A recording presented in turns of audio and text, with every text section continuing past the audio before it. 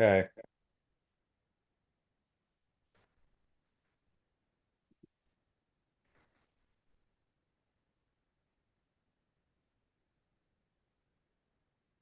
No one in the Hey, waiting what's up, room. everybody? Perfect.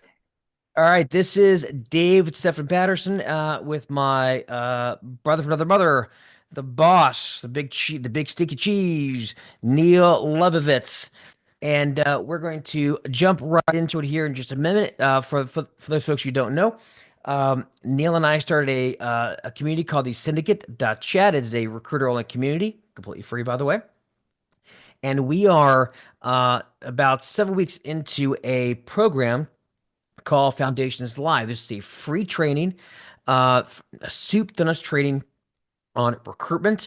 Over the past few weeks, we've been training on recruiting, how to map your market, mindset, all that kind of jazz. And last week, we had a big session on marketing made easy, so big that we broke it up into two sessions. And this is session number two, or part deux for you Hot Shots fans. If you hadn't known, I'm talking about Charlie Sheen. Um, so, with that said, this is part deux of marketing made Yeah. easy. Now, although you can watch it here, we'll keep the replay only up for a little bit here. Go to the syndicate. You could see them in order, starting from our foundation session all the way up to the future. And you'll also be able to download the PDF of the event, all right, and have all the content and a chat group and stuff in there as well. Okay. So make sure you do go to the syndicate for that, even though you're watching this through our groups and our other streams. Excellent, excellent. So thank you, Neil. All right, let's rock and roll. I'm going to share my screen here in just a moment, and we're going to dive in, and we're going to go quick. So we have a lot to cover, or this may end up becoming three sessions. We'll have to see. All right, I'm going to share my screen here, and we're going to rock. So you guys see this? Hopefully, you guys can. In fact, let me out if you guys can hear us. Comment live in the comments. If you're watching the replay, comment replay. You know why I do that? It helps the old algorithm. And boy, we do love a good algorithm here. So let's talk about campaign types. So, just as a recap, we had talked about like how to differentiate your practice, as well as the four power moves that you need to accomplish every single day in order to keep moving forward. We also talked about, and just as a really quick recap, we talked about market engagement and different campaign types, and we talked about introductory campaigns where you can either sell directly, right? In essence, here's what we do. Here's our differentiators. Need help? We can help. A pain focused approach where you're going to go in at an angle. Hey, as I'm talking to other healthcare leaders, are telling me pain one, pain two. What are you seeing out there? So using more of an angled approach. The leadership using the leaders on career as the carrot to get them on the phone. If you're open to looking at new opportunities, whether that might be higher level leadership position, better compensation, more challenging projects, faster advancement, let's have a quick conversation. And of course, once you have them on the phone, then you can flip it into a sales call or lock them in as an NPC, a candidate that you could then market. Okay. So those are the kind of three main introductory campaigns that I spoke about last week. Um, and so the other types of campaigns we'll talk about today are going to be sniper campaigns. That means NPCs, candidates, right? Uh, or also known as most placeable candidates. Those candidates you want to market and lead with. We'll talk about job lead campaigns, as well as um, highly target opportunities. So let's say a company has there's a merger acquisition or they have a new product launch. It's a great time to use that as a trigger to reach out to your prospects. And also top of mind campaigns. This is the third pillar.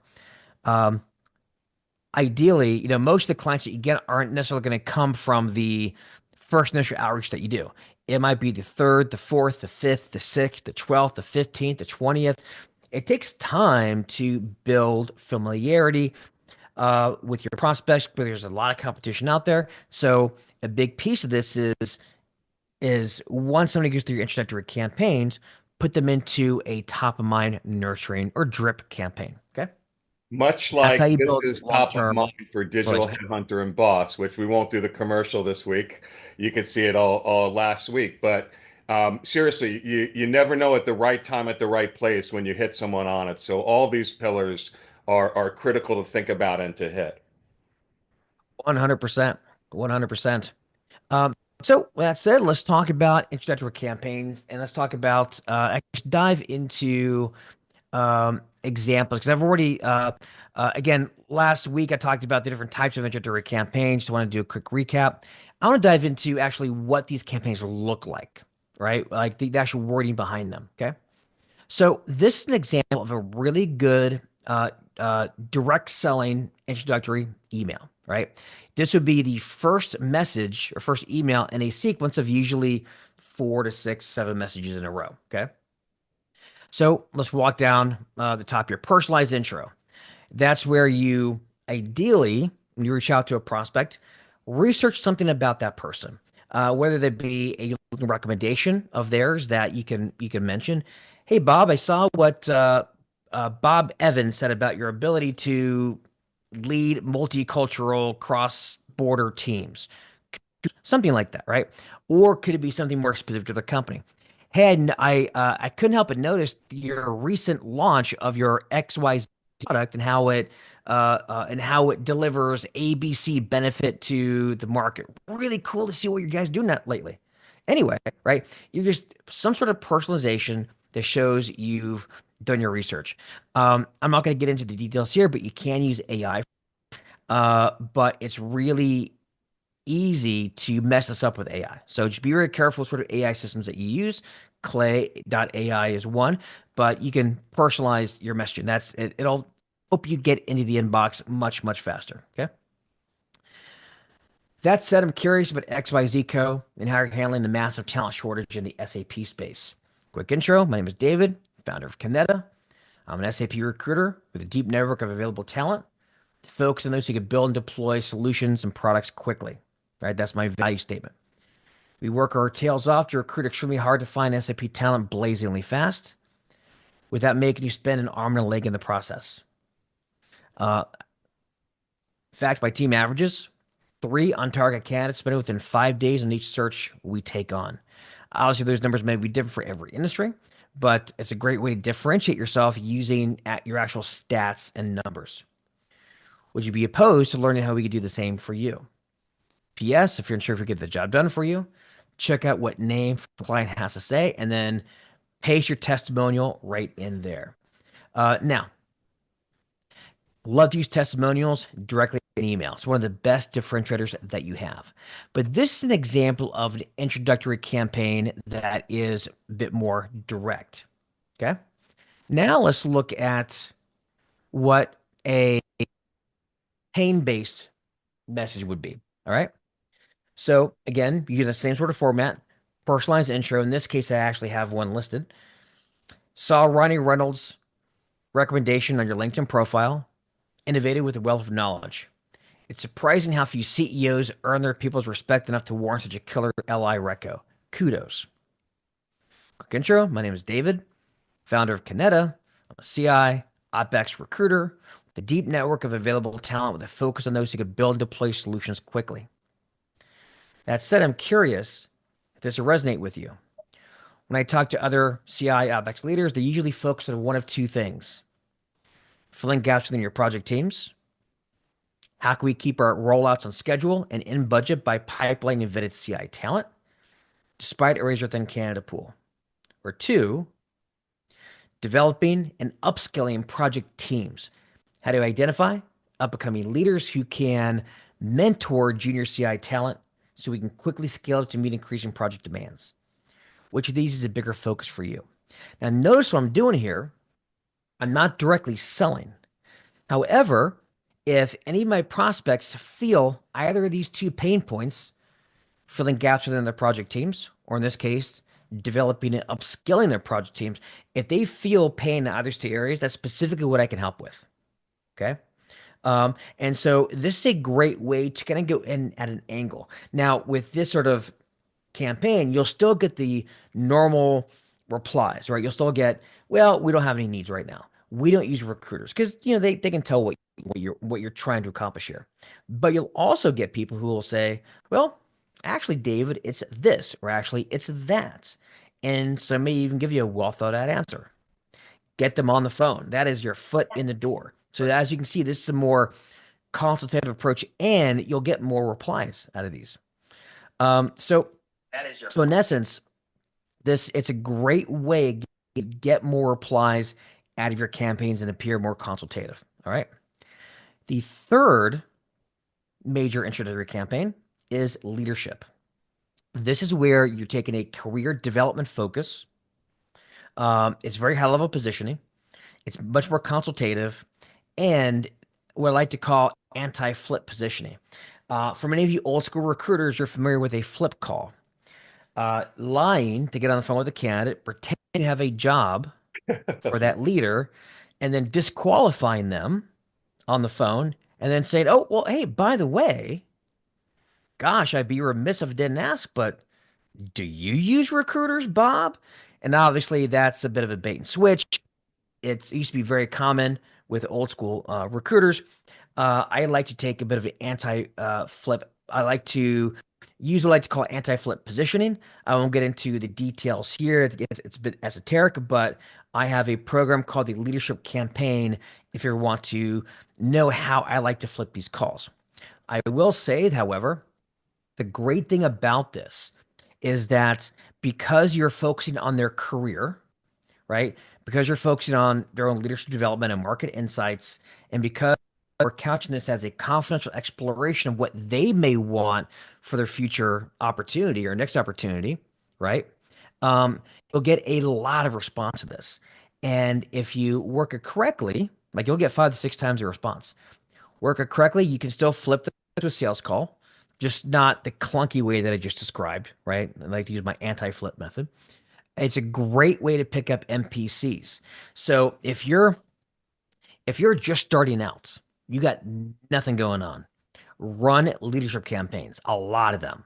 You'll have a lot of high quality conversations. You'll build a lot of great relationships that will eventually end up using you. And you'll find one or two or three really high quality NPCs leaders that you could then package and market.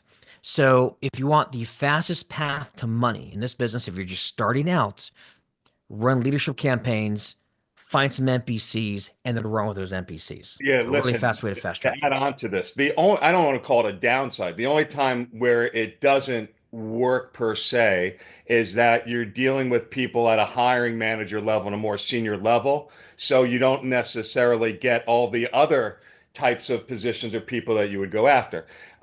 That said, I had an amazing mentor in the business that taught me how to do this after I was stumbling around cold calling, doing the regular types of non-leadership call, MPC calls. We called them MPA at the time. Most places will applicant, goes to show you. But the bottom line is I was amazed at how people would share with me these senior people that I was intimidated by on the previous phone calls would immediately open up, like David said, 5 to 6 times higher response rate, if not more.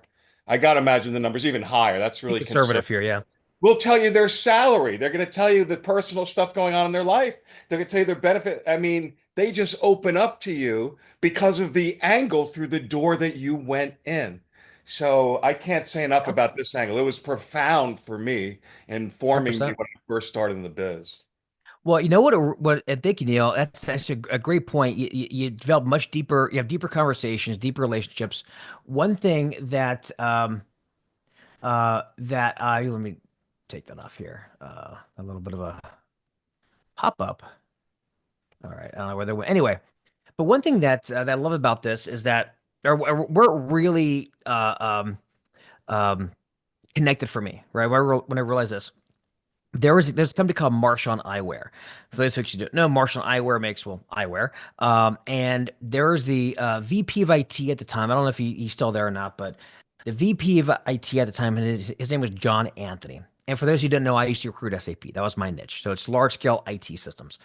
And John Anthony, I called relentlessly. I emailed and called him for years, right? A good 5, 6 years, just all the time. Never once replied to an email, never once returned my call, ever, right? Until one day, he booked a call on my calendar, and I was all excited to talk to him. And we actually did a Zoom call. This is kind of towards the end of my SAP practice when Zoom first came out, and did a Zoom call. And we laughed. Like he remembered the fact that I called so much and that reached out to him. We laughed about it, how he always ignored me, but I made an impression. He ended up booking a call with me because he was thinking about at the time making a move. He ended up not, but I will say I did a lot of business with him the year after that, right? Because that's what got me on his radar, and we actually built the relationship on the Zoom call, and then we ended up doing quite a bit of business together. So that's when it really clicked for me, right? So now, with that said, the downside is you will kiss a lot of frogs. Just kind of the nature of it. So if you're super busy, you've got a really humming desk, you don't have the time, then you may not want to do this method. It takes a lot of time, but it will get you the most traction the quickest. Here's a message that you would send out or something like this. Now, this is so let's say I'm reaching out to folks in the investment space, right? It's great to be connected on LinkedIn. Thought I'd email you here in case you're not active on the platform. Speaking of LinkedIn, just reviewed your profile and like what I see. How open-minded are you to exploring new leadership opportunities if it can mean increasing your impact, accessing broader deal networks, taking on a more significant role in transforming the industry? At Investment Search, we partner with LMM and MM alternative investment firms to build high-performing teams. I'm reaching out to make a quick intro and see if you'd be open to any opportunities that may cross my desk if they align with your profile and career goals, right? Very easy, right? It's not super hard. And again, we're not asking them about if they're interested in a specific opportunity. We're specifically asking, are you open to a future opportunity? If so, let's have a quick chat confidentially. Okay. So this is an example of a leadership campaign message that you would send out. All right. So let's talk about some other campaigns. Um, let's talk about, let's say, what I like to call snapper campaigns. This is going to be things like your NPC campaigns, Joblet campaigns, etc. Um, so let's talk about snapper camp or NPC campaigns. So let's say you're in a leadership campaign, you find a great director, VP, whatever, and then you want to package them up and market them.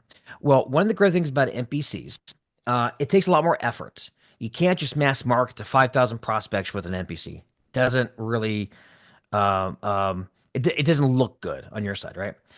You want to, the NPC that you work with, you want to, they should be aware of where you're reaching out to on their behalf.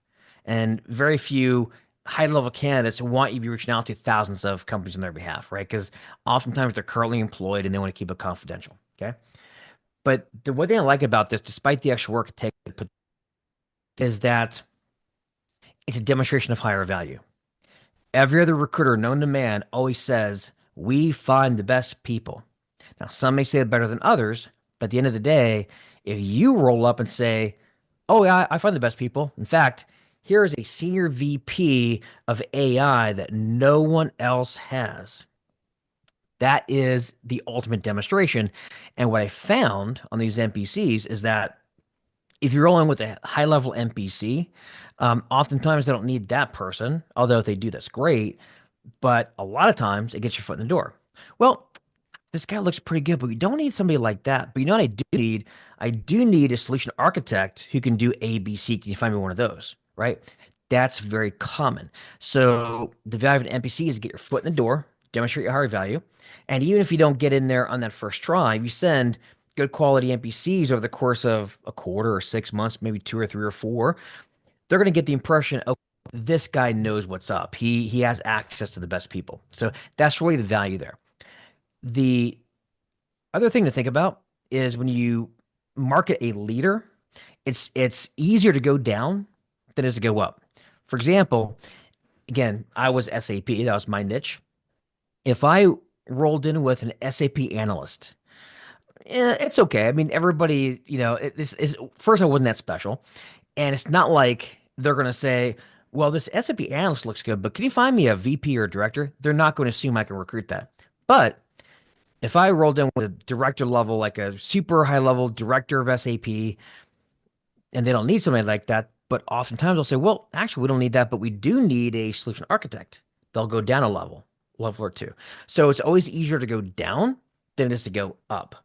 The other reason why I like it is because it put me in position for higher level leadership search. If I roll on with a lead with a director or VP, they're going to assume, oh, he must recruit directors or VPs versus an analyst. So it definitely positions you as at a much higher level. Like I said, it's a proof driven approach, right? The proof is in the pudding, the candidate that you actually are presenting. Um, Great thing about that immediate opportunity focus. It creates immediate opportunities, whether that is a company that sees the value, but they don't necessarily have an opportunity open right now. They can create one, which oftentimes happens, especially in like really hot industries like AI. And it's also authority. The fact that you're marketing a VP or a leader of some sort is a huge badge of authority, right? So that's why I love these campaigns. Obviously, when you're reaching out with these NPCs, you want to focus on their achievements, their impact. The fact they have 15 years experience doing ABC doesn't really matter.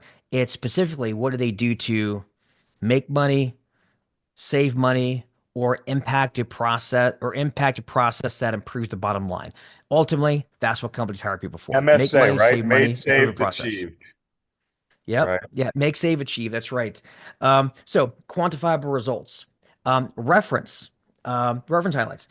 If you can, if you can do a reference on these folks and say, hey, in fact, here's what his prior boss said about him. Testimonial works amazing. Um, Obviously, you want people who can make an immediate impact at the company, right? That's the easiest to sell. And also scarcity. You want to make sure that these candidates aren't a dime a dozen, right? So marketing a developer may not necessarily get you anywhere. Marketing a senior vice president of AI that no one else has, that's going to get you somewhere, right? So you got to make sure that these folks are scarce. One of the benefits of NPC, much higher response rate, much higher. Um, Market access demonstration. When you say, I have access to the best candidates, well, that's proof right there. It establishes credibility right off the bat. It creates urgency. So, for example, if I say, I'm working with a senior VP of AI with this accolade, and this accolade. He's currently in talks with some other competitors of yours, but he asked me to reach out to you personally before things got too far down the road. Right. So I'm creating like urgency and scarcity at the same time by saying folks are looking at them. Right. So I'm creating this competition. Some of these competitors of yours, but you want me to reach out to you personally before things got too far down the road, meaning things are in progress. You got to move quick. Okay. So it's a great way to build authority, right? Because in essence, you're proving the kind of recruiter that you say you are. Okay. So that is an NPC campaign. Let's look at job leads. So that's another type of sniper campaign that you should also be running. Now, this is a little bit of a different campaign style. The job lead campaigns I like to create for my clients are what I call long tail campaigns. I like to create 90-day campaigns for job leads. Um, the reason why is you want to stay in the pocket because oftentimes when a company posts a position, they're not ready to bring on a recruiter yet. Let's say 2 months in, they can't find anybody. Now they're looking to bring on a recruiter. Well, what happens for most recruiters, they reach out to a company when a position's open, they don't get a response, and they drop off, right? They drop off the worst possible time. If you stay in the pocket for 90 days, for one, you have less competition later on the sequence. And two, you're still in the pocket and still there when they actually need to bring on a recruiter. Okay. So really, really key. Now, how you run these job campaigns. First, obviously, your direct problem solving, right? Um, if you are running a job lead campaign, you want to talk about the difficulties in recruiting for these positions, whether a dearth of candidates or other recruiters not screening effectively, or um, um, um, posting on a job board and being buried under other positions of the exact same type, right? So that's a problem that these companies are facing. Talk about how you can specifically solve that through your solution, right? Um, you also want to demonstrate value. Uh, uh, indicate your market intelligence. Right? So talk about how I don't know. Talk about how in the AI space, for example, X% of candidates aren't even on the market. As an example, that could be some market intelligence. Um, you want to really focus on the long-term partnership that you want to create with these companies. You're not just a wham bam, thank you, ma'am sort of recruiter. Okay. And also realize that the timing may not be right, right? Your timing may, that's why you want to have these really long campaigns that run about 90 days because you never know where they are at in the search. That's why I like to create these very long campaigns, long tail.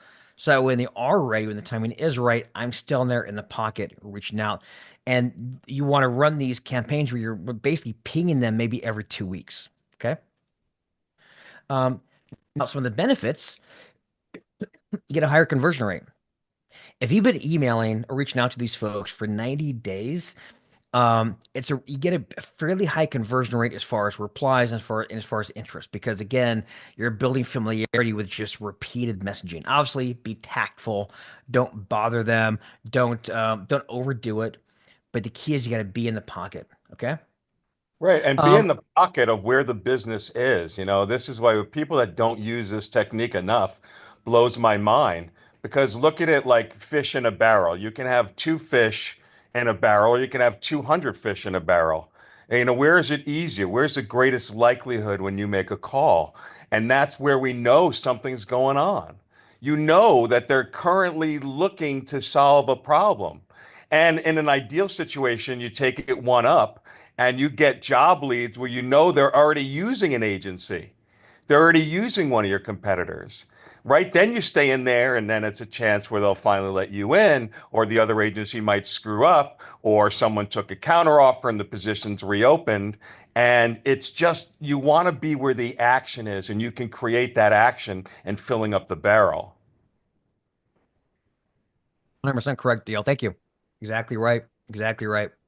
Um, all right, let's move on to top of mind campaigns. So again, keep in mind you've been running introductory campaigns, whether doing direct, pain based, or leadership based, right? Whatever that happens to be. You're also running NPC campaigns. Find a great candidate, run with that.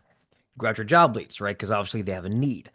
At the end of the day, where the biggest, where your the biggest bang for your buck is going to be your top of mind drip campaigns. This is making sure you're reaching out to all of your prospects at least once per month with some sort of entertaining, educational, email or LinkedIn message or whatever happens to be. Obviously, you want to provide value. You want to build authority. Kind of nurture that relationship. But ultimately, in this campaign, you're going to be offering industry insights, market trends, success stories being like, say, case studies. Let's say you just had a successful search for a small SAP implementation team, right? It was like a really tough search, super challenging. You went above and beyond, yada, yada, yada. Do a case study. Get a case study, do an interview, maybe a video interview with the client, or write up a case study like in a PDF format or whatever happens to be, and send that out to your prospects, to all of your marketing prospects and on your entire list. This case study, right? It's a great way to position yourself. So success stories are fantastic. Best practices. Many of these, as the authority in the market, the authority on recruiting and talent management, well, you should know some best practices that you can share with your prospects on how to best identify, hire, and retain the top talent out there, right? You're the expert, share that expertise. Strategic guidance, same thing, right? Yeah, and So and I'll say this too, for top of mind, you don't have to worry about all the stats that you see in your email campaign because as long as you're providing value and good stuff where they don't want to unsubscribe from your emails, but they don't have time to read it. The bottom line is they get another message from David, whether they read it or not, they got the message from DSP. He's top of mind by that alone. Even if they look at the message, look at it's from David, here's the subject, I am too busy, delete. David's still top of mind. And that's, it's a numbers game, but it's going to pay off X amount of times. 100%, 100%. It's proximity, right? Just you're part of their life in their inbox. Now they can either unsubscribe, they can tell you to F off, they can tell them not interested, whatever happens to be, right? But at the end of the day, barring them telling you to F off or to having them unsubscribe, but barring that, whether interested, not interested, whatever happens to be, consistently delivering value to them at least once um uh uh uh, uh, and being a constant presence, they start to build a familiarity with your name. They start to trust you more. They start to like you more. And so that's a big piece of it. And I think a lot of recruiters, they make the big mistake of running a first initial campaign, and anybody can reply to that campaign is dead to them. Or anybody that says no, they say they're not interested, don't use recruiters, we're not hiring, whatever it happens to be, and they never reach out again. The fact they said they're not interested, they replied, and a reply is better than no reply, right? You could do something with a no, you can't do anything with an ignore. So they told you they're not interested. That's great. I'm going to market to them more now, right? Because I can eventually turn that around. So that is some of the power behind a top of mind campaign, right? It's just being a consistent presence in their inbox, proximity. It's a big piece of it. Okay. So now let's talk about, okay, how do we get them on the phone? All right, into some sort of meeting and build a relationship. And so I want to dive into kind of at a high level sales meetings or sales meeting types. So you can probably tell from um, the intro campaigns that I mentioned, direct, pain based, or leadership based, that I use different angles to get them to reply and get on the phone. Well, that also applies for actually getting into meetings, right? Because the time you ever meet with a prospect is when they have a need. You're not going to be talking to very many people, and you're not really going to be building many relationships. So we're going to talk about how to get on sales calls and actually how to get on calls with prospects even when they don't have positions open to build that relationship. All right. So I like to use what's called a three call approach. The first is what I like to call a talent needs call. Now you can call this a sales call, discovery call, intake call, whatever, right? I like to say talent needs call because it's pretty a descriptive of what it is. Okay. But in essence, you're taking through your sales process, right? And obviously, you want to build trust before the call, either through sending them some information about you, maybe sending them a little video. Let's say they booked a call for 2 or 3 days in the future. Send them a quick little screenshot video. Hey, I'm really looking forward to chatting with you. Da, da, da, da, da, right? Send them a video with your face on it. Okay. But do whatever you can to build trust before the call.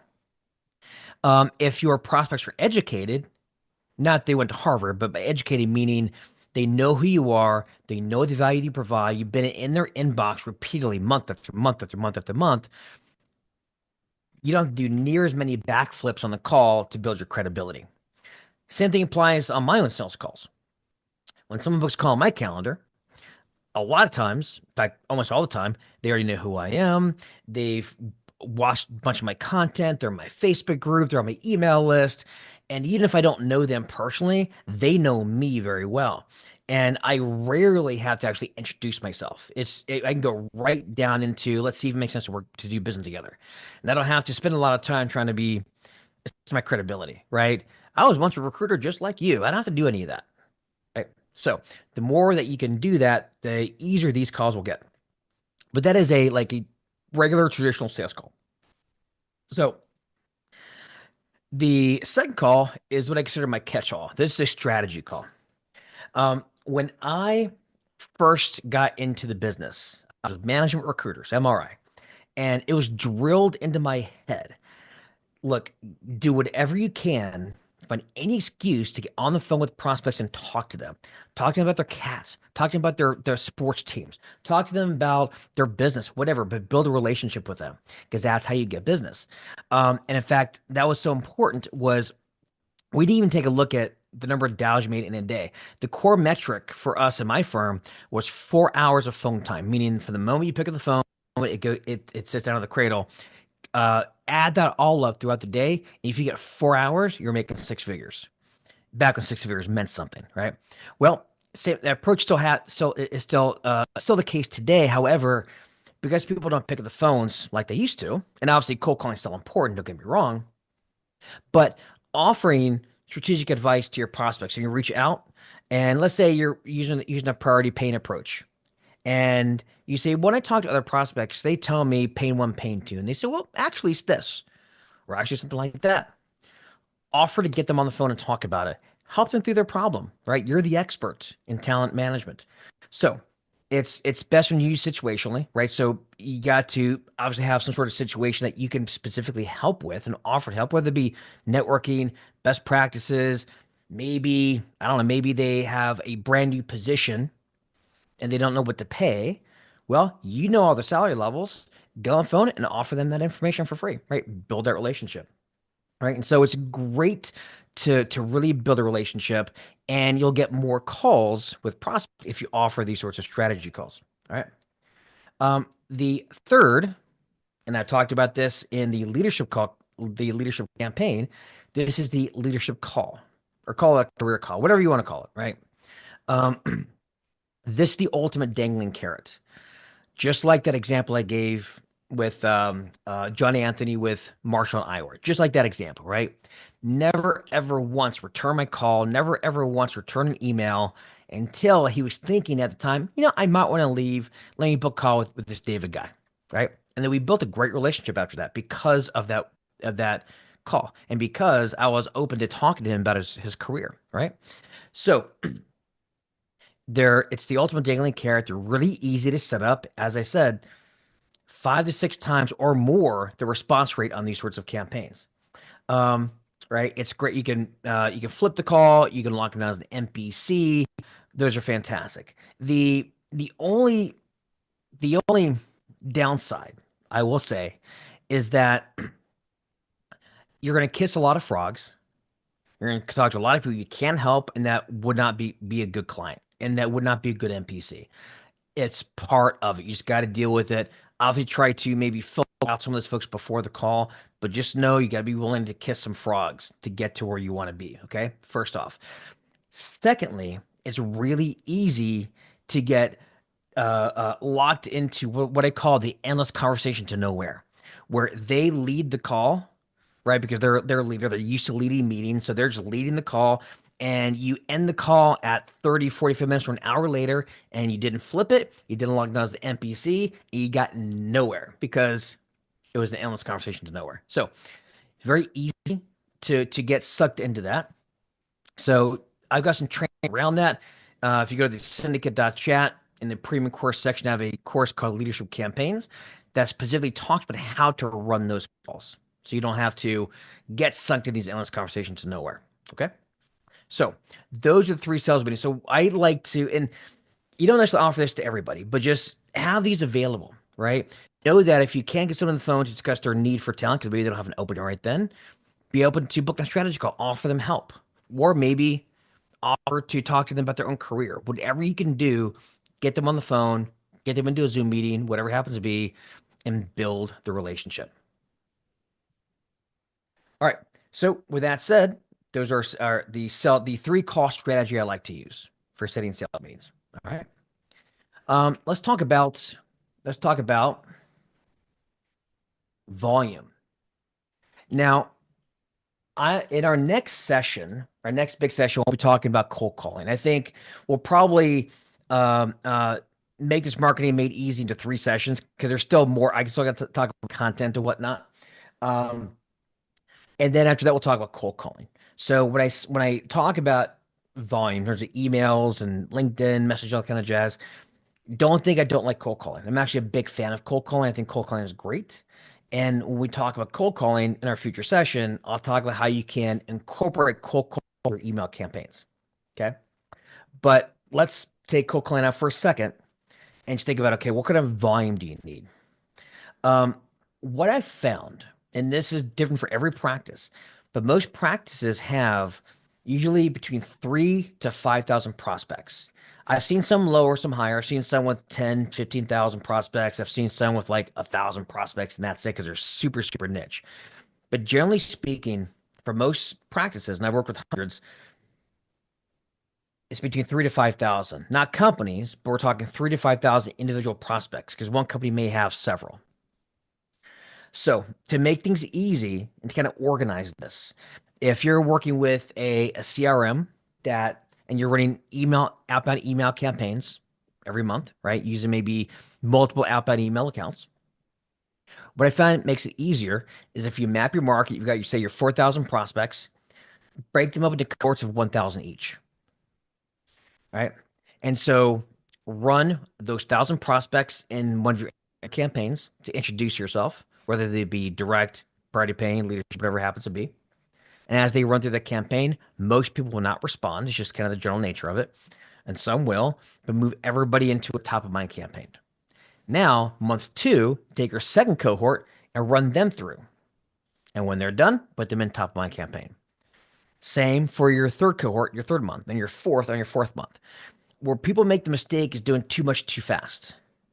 Mapping 5,000 prospects and emailing them all at once is a really easy way uh, to crash your email deliverability, your email reputation. So I advise just for mechanically, it's easier to work in cohorts of 1,000 and to gradually build up your database. Okay. Um, Also, you can run your prospects through your sniper campaigns. So let's say you're running an NPC campaign and you never reached out to these prospects before, but you're running an NPC campaign. Well, use that as your introductory campaign. Once they run this NPC campaign, put them in your top of mind. Same thing. Okay. But at the end of the day, once you get everybody into your top of mind, now make sure you're emailing once per month to all those prospects. So if you have 5,000 prospects, make sure you have the CRM capability, the email capability to email all those people every single month. Okay. So with that said, I think we can probably wrap it here because the next piece that I want to talk about is consultation, and that's going to be a whole nother session. Okay. So uh Jaja, are there any questions in the comments? Because I can't see the comments right now. So if you want to give me a quick heads up, if you see any So comments. I'm checking the comments on the Mhm. groups and on your YouTube. So far, there's none. Okay. Okay. All right. Well, cool. Well, Neil, how about you? Anything you want to add? No, no, great stuff. And as David said, once we're done with all this marketing, we'll go into cold calling, the actual art of it, and a lot of the things that David alluded to. So I know a lot of you are thinking this is great. Give me, how do I do this, or more scripts, and it'll be less about scripts, but putting it all together and mastering all the different techniques. So Okay. good Yeah, it's stuff. perfect. So we'll do that. I think our next session will be the content piece of it. And that'll be on the third. And then on the fourth, I'm sorry, on the third, the 10th, which is, I think, the second Friday in January, we'll cover cold calling. I think that works. Cool. All right, guys. Well, that said, I appreciate you guys joining for this little bit of a truncated session. We had some technical difficulties in just getting going live in the first place. Um, so we will be back on the third with our final Marketing Made Easy session. We'll talk about that the third, and then the 10th will be cold calling. And with that said, Merry Christmas, Happy Hanukkah, whatever you guys celebrate. Have a great one and Happy New Year. Bye, everybody. Peace out, Cub Scout.